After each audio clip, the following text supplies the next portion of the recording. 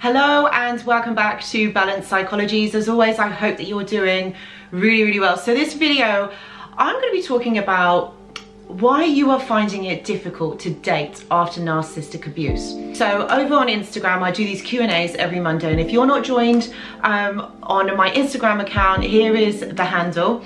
I do Q&As every Monday, and I think I've found that consistently over the weeks I've been getting a lot of questions like, how do I date after I have been abused? How can I trust anybody? How do you go on these dating apps, especially if you're a little bit older? What do I do if I meet another narcissist? What happens if I date another narcissist? How will I know? And I've realized that so many of you are struggling with this, and in this video I just want to give you a few kind of tips and suggestions on what to look out for. But another thing that I do want to say is the rules have changed. Things are different now, but in a better way, because when you were first dating or before the narcissist that had entered into your life, you were looking for different things. Right now you are looking for completely different things from what you want in a relationship, okay? So you're starting off from a different position, a different place in your life. Not necessarily just because you're older and maybe you have children and you have more baggage and things that are weighing you down. This isn't what I'm talking about. But what I'm talking about here is you have different expectations from this relationship. You have learned so much from the experience that you have been through that you are not going to make those same mistakes again. I'm going to tell you how and why in the video. Okay, so dating is such a conundrum, isn't it? The things that we have learned growing up and what is expected from us in the relationship. There's also, you have to remember the way that we have grown up, our childhood, and what was expected of us, and how we then relate to other people. And remember, if some of us have had really difficult upbringings, then the way that we relate to others, or way that we have seen our parents or our step-parents relate to one another, is going to be a precursor of how we're going to relate and react and relate to others in our relationships.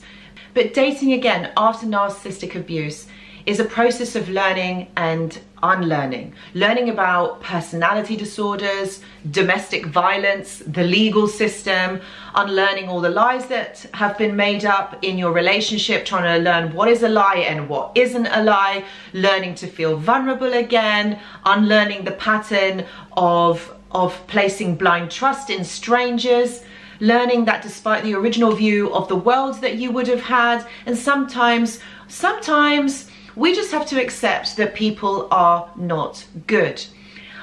And this is the thing, isn't it? When we are children or when we are young adults, we go out there with a view of the world, okay? And a lot of us, especially these viewers, especially you guys on this channel, we have gone out there believing that the world is a wonderful place, that especially being empathetic, we want to help and make other people feel good.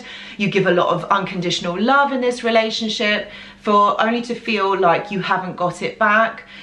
You go out there placing trust in other people only to be burnt down. And of course, being with a narcissistic person or a toxic person, this can really ruin and this can really change the way that you look and relate to others in the world.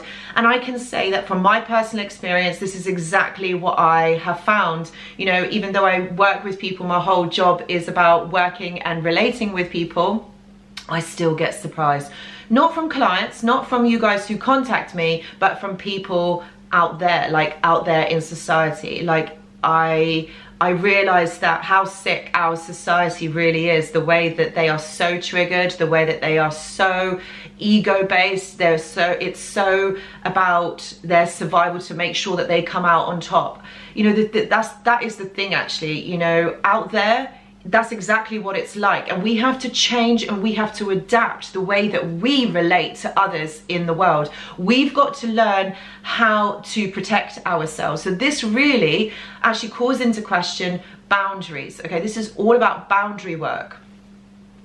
And another thing that I would say as well is that you have to understand that you're going to have to take a risk here. You're going to have to be vulnerable, because otherwise you are going to stay closed up. You will never be able to open yourself up to possibilities. And I know that that sounds really, really daunting, because not only are you still reeling from the trauma of this toxic relationship, you know, you're not even sure if you want to date again. And any survivor of narcissistic abuse will tell you that it's exhausting to even think about being with another person, especially after the experience that you've had, after all the mind games or everything that you have gone through. And I've got to say that I would always recommend being single for a period of time after going through such a traumatic experience like this, because it's likely that what it will do is affect your intuition. It will affect the way that you maneuver yourself in this relationship with boundaries. And what it also can do, it may affect your ability to step back and reevaluate whether this person is right for you. And the first thing that I would say, the first thing that I would always say, is take your time to heal. I can't stress this enough. You know, our society has conditioned us to quickly get over somebody by getting under somebody else. Excuse the pun there. There is no recognition for our emotions. There is no recognition here for taking time out to reevaluate ourselves. And like with the narcissistic relationships, you know, they finish with one person and you just move on to the next, because that's what you do. That's how you get over people. But there's never really time to stop and think and reevaluate and connect to yourself. And I feel like this is the most important thing here. It's about connecting to self. If you don't know what you want from your life, if you don't know who you are, then how are you going to know what you want from a relationship? How is somebody else going to know what you want from a relationship? So how are they going to know how to treat you? And these are the golden nuggets of information, okay? Like so many of us think, okay, let's just get onto this dating app and let's find somebody else. And to be honest with you, this is like a breeding ground of narcissistic individuals, because if you're going on the dating app, you don't actually have to even put your own picture on there. So you don't even have to be yourself. You can pretend to be somebody else in another world, in another time. Like, it doesn't matter. You can totally make this person up. And that's the danger here. That is the real danger. Like, how do you know who is real and who is not? So what I would say to you, if you are someone who is looking on these dating apps, make sure that you are in communication with that person for a really long time. So into a time where you feel comfortable, where you feel like you think that you know that person, and you've got to really connect yourself and trust your intuition. Whilst I probably wouldn't recommend dating apps, because you run the risk of being lied to and totally being catfished here, you know, this is something that I would say to you that I would do this with caution, okay? And if you're going to meet up with that person for the first time, make sure that you meet somewhere that is safe and that there is cameras around. I know with the COVID situation this isn't always possible, but what I would say to you is just make this as safer experience as you can. There are ways of knowing if you are with a narcissist. Going into a new relationship, trying to figure out whether this person is narcissistic or not. In this case, what I would say to you is, you know the behaviors at the beginning of a relationship. You know what happens. You know that it's all very fast-paced. You know that there is a lot of promises that are not kept. This feels like they are your soulmates. The relationship moves at such a pace that you can't even catch your breath. Those are red flags. You remember them. Those are the things that you need to look out for. Narcissists are not going to change, okay? They all behave in the same way, because, like I've talked about, the attachment disorder. If you can get someone to believe you and fall in love with you as quickly as possible, that means that they are in a relationship or you've caught your supply. And that's indeed what they are doing here, and that's what is going to happen. So if you find yourself in that situation, then you are most likely in quite a toxic relationship. I mean, like, where is the rush? Like, what's the rush? Why do you need to rush? Narcissistic people or toxic people do, okay? Because the relationships are very fast paced, really quick at the beginning, and it's so that they can relax and begin controlling and manipulating you. So this is a real red flag that you need to look out for. The other thing that I would say to you as well is you've got to trust your intuition, all right? You've got to really, really listen to what your feelings are. And that means that you need to connect back to yourself. This is why I say that always after you finish a relationship, it is good for you to spend some time on your own. This is the time that you are on your own. This is about connecting back to self. This is about meditation. This is about doing what you want to do. This is about developing your connection to who you are. What do you like doing? How do you like your bread buttered? How many sugars do you like in your tea? Do you even take sugar in your tea? What is your favorite brand of tea? How do you like your eggs in the morning? You know, those are the things that really you should be connecting to. And these are the things that you should be really embellishing and really spending time in getting to know you, because this is you building up your boundaries. If you build up a robust sense of self, then that's how you develop boundaries. That is the key to developing boundaries, knowing yourself and knowing what you're willing to accept and not accept in a relationship. So if you know yourself, then you know what to expect from this relationship and you know what you want from the other person. It's no use, you know, having these negative narratives when you're saying, oh, I'm too old, I've passed it, or who's going to want me? I've got 3 children. You know, these are the negative narratives that you're feeding yourself. And this is what you're believing. You know, I did a blog post about the way that we speak to ourselves. I'll link it down below, you know, and it is because our mind is always listening. Remember, this is about manifestation. This is about bringing your thoughts out into the open. This is about belief in self. And how do you get there? This is about connecting to yourself. This is about you meditating. This isn't about you moving from one person to the next because you're looking for someone else to give you what you've already got inside of yourself. You're looking for that love from someone else. But if you don't have that love for yourself, how is someone else going to be able to give that to you when you don't give it to yourself and you don't even recognize it? This is about you filling up your own cup first. Manifest that love, because you can manifest that person into your life. And if you're doing the work, if you're consistently doing the work, these people will show up. And that's just how it works. I'm not even going into the law of attraction here. What I'm talking about here is cause and effect. This is the physical laws of the universe. It's cause and effect. If whatever you feel inside is what you are going to manifest on the outside. So if you're in love with yourself and you've got a relationship with yourself, that other person's going to want to be in your company. They're going to want to be in your energy. If you do nice things for you, cook yourself a lovely meal, light a candle, go watch a movie.